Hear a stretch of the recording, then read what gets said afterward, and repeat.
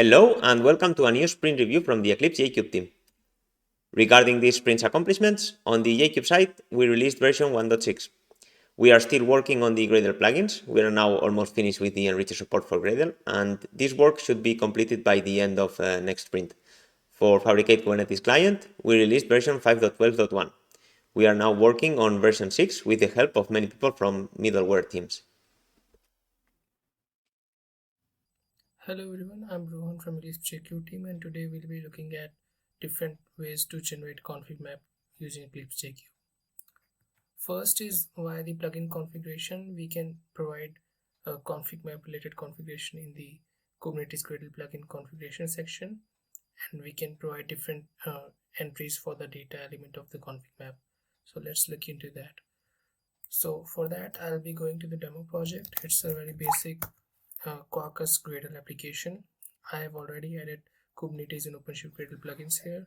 So I'll just add the configuration for ConfigMap. So it should be a pretty basic one. I defined a ConfigMap, and this should be the ConfigMap name, and we can define the different entries, which would be the key value pairs in the data segment of the ConfigMap, which can be name and value representing key value pairs. So let's try to generate this. So I'll run Gradle create resource, and let's wait for this to finish. Okay, so looks like the ConfigMap was generated successfully. It converted our key value pairs into the ConfigMap data value pairs as I suggested. So we can also, rather than providing key value pair, we can also provide files here, so that the file content would be read as value and the file name would be read as key. For that, we need to provide the file configuration. There is an element there called file, and here we can provide the path to the file, project root dir.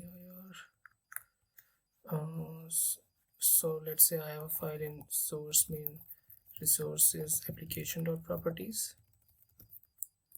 In case it's a directory, then all the directory files are loaded with the key as the file name. So it should work for that. So let's try to generate a ConfigMap.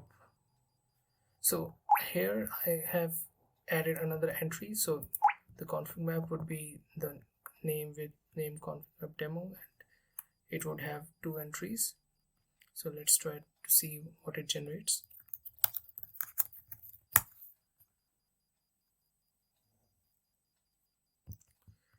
Okay, so it looks like it generated the ConfigMap.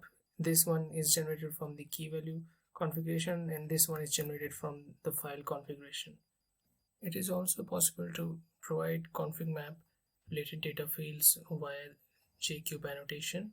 So you can do this in fragment and provide all the data fields by specifying the annotation and path to the file from where the data fields would be read. So let's take a look into that. So I'll be creating a fragment here, source main JKube configmap.yaml, and I'll be pasting some content.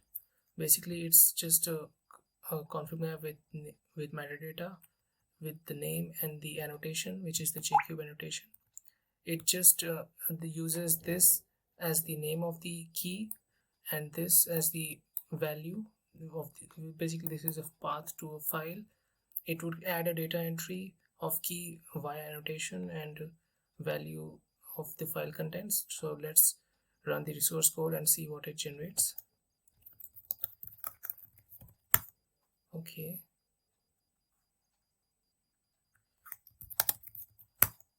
Alright, so as expected, it added the data where entry of key via annotation that was in the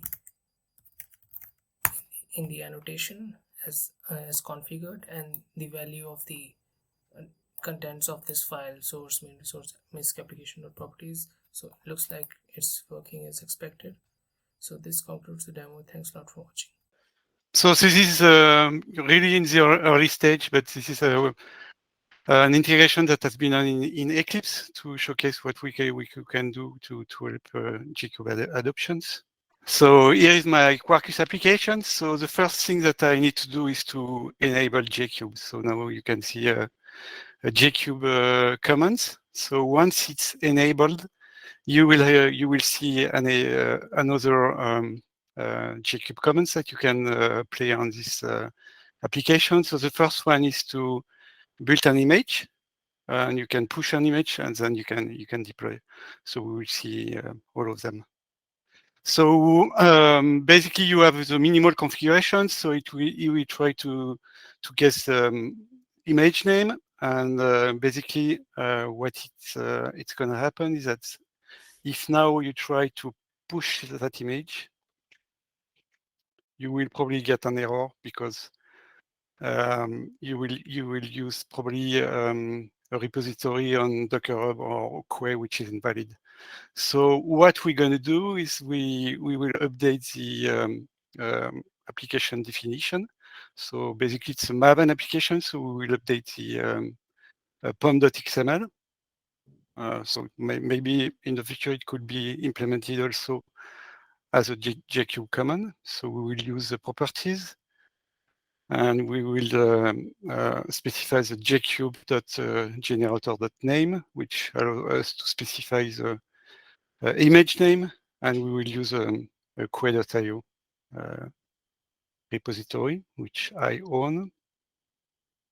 Okay, so once we have done that, we can play again the push commands, and now the image will be automatically pushed on quay.io. So now we are almost done, and the last part of the demo is to deploy the application. So I am connected on Sandbox. All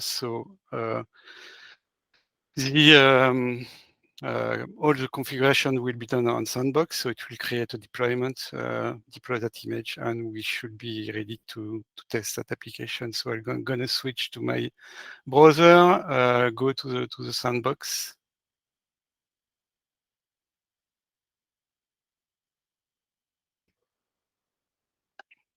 Okay, so let's connect to the console, and we should see. So now I can use my Sandbox. We should see my deployment.